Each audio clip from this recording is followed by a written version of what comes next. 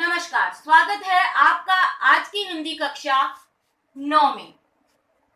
हमने हमारी पहली वीडियो में पढ़ा था पाठ 7 धर्म की आड़। धर्म की आड़ जिसमें हमने पहले पढ़ा था आड़ का मतलब होता है सहारा, धर्म मतलब सदाचार का पालन। हमने पहला बिंदु पढ़ा था कि धर्म का सहारा लेके कुछ लोग अपना वर्चस्व स्थापित कर रहे हैं। दूसरा हमने पढ़ा था कि धर्म के नाम पर उत्पात हो रहे हैं। तीसरा पॉइंट हमने उसमें सीखा था कि धनी वर्ग मतलब अमीर वर्ग द्वारा निर्धन वर्ग का शोषण किया जाता है। धर्म के नाम पर सत्ता को बनाना, कुछ धर्माचार्य, यहाँ पर मैं धर्म विशेष का नाम नहीं लेना चाहूंगी, कुछ धर्माचार्य अपने धर्म के प्रादुर्भाव को बनाने के लिए, अपने धर्म को श्रेष्ठ बनाने के लिए कुछ लोगों का शोषण करते हैं और उन्हें अपने पीछे लगाते हैं। सही धर्म किसे माना जाता है? सही धर्म का अर्थ है सदाचार का पालन करना। बाकी हम हमारी पुस्तक से आगे बढ़ेंगे। हमने पहली वीडियो में पेज नंबर 64 का आधा पैरा पढ़ा था, आधा हम आज पूरा करेंगे। उसमें हमने कुछ जो बिंदु मैंने आपको पहले समझाए हैं, आगे शुरू करती हूँ।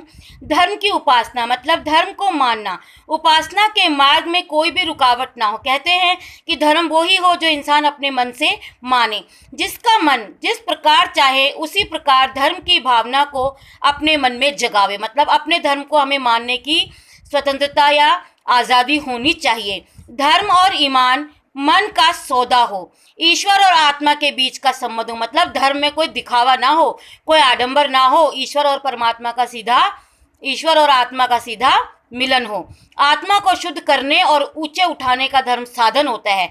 वह किसी दिशा में कभी दूसरे व्यक्ति की स्वाधीनता को छीनने या कुचलने का साधन ना बने, मतलब धर्म ऐसा हो जिससे किसी और का नुकसान ना हो। आपका मन चाहे उस तरह आप धर्म को माने और दूसरों का मन चाहे वो उस तरह धर्म को माने, मतलब कोई किसी पर दबाव ना डाले कि आप इस धर्म को मानो।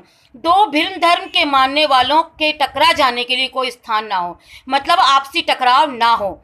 यदि किसी धर्म के मानने वाले का कहीं जबरदस्ती टांग अड़ाते हो तो इस प्रकार का कार्य देश की स्वाधीनता के विरुद्ध समझा जाएगा। मतलब हमारे संविधान के अनुसार हम धर्मनिरपेक्ष कहलाते हैं, मतलब धर्म की आराधना, अपने ईश्वर की आराधना किसी के बंधन में ना हो। देश की स्वाधीनता के लिए जो लोग उद्योग किया जा रहा है, मतलब जो कार्य किया जा रहा है, वह दिन निसंदेह अत्यंत बुरा था। मतलब जिस दिन धर्म के नाम पर झगड़े हो रहे होते हैं वो सबसे बुरा दिन था। जिस दिन स्वाधीनता के क्षेत्र में खिलाफत, मुल्ला मौलवी और धर्माचार्यों को स्थान दिया जाना आवश्यक समझा गया, वह दिन बुरा था।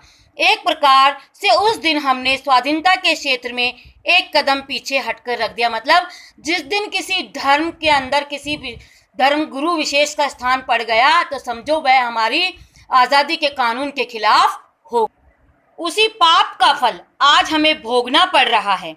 देश को स्वाधीनता के संग्राम ने मौलाना अब्दुल बारी और शंकराचार्य को देश के सामने दूसरे रूप में पेश किया।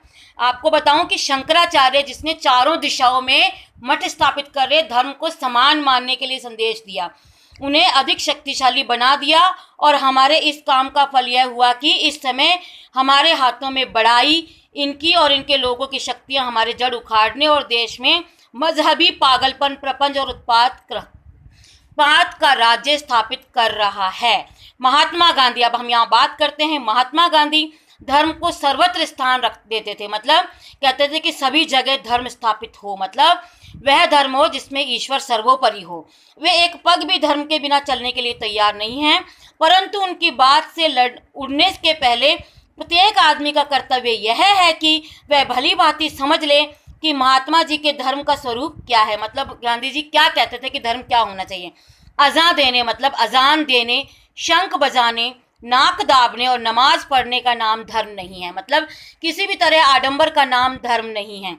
शुद्धाचरण और सदाचार ही धर्म है। यदि हम 2 घंटे बैठकर पूजा करते हैं या 5 वक्त नमाज अदा करते हैं तो वह एक दिखावा है, वह कोई धर्म नहीं है, अगर हमारे मन में किसी धर्म के प्रति आस्था नहीं है। इस धर्म को अब आगे आने वाला समय कदापि नहीं टिकने देगा। आने वाला समय, अब लोग पढ़े लिखे हैं, समझदार हैं, अब इस धर्म को नहीं टिकने देंगे जिसमें ड्रामा हो, दिखावा हो। अब तो आपका पूजा पाठ न देखा जाएगा, आपकी भलमनस्ती की कसौटी आपका आचरण होगी। मतलब आपका अच्छा आचरण ही आपका धर्म माना जाना चाहिए। सबके कल्याण आचरण को नहीं सुधारेंगे तो नमाज और रोजे, पूजा और गायत्री आपको देश के अन्य लोगों की आज़ादी को रौंदने और देश भर में उत्पात का कीचड़ उछालने के लिए आज़ाद ना छोड़ सकेगी। मतलब यदि आप किसी दिखावे के नाम पर धर्म को बढ़ा रहे हैं तो आप अपनी आज़ादी का भी नुकसान कर रहे हैं। ऐसे धार्मिक और दीनदार आदमियों से तो लामहजब और नास्तिक आदमी कहीं अधिक अच्छे और ऊंचे हैं।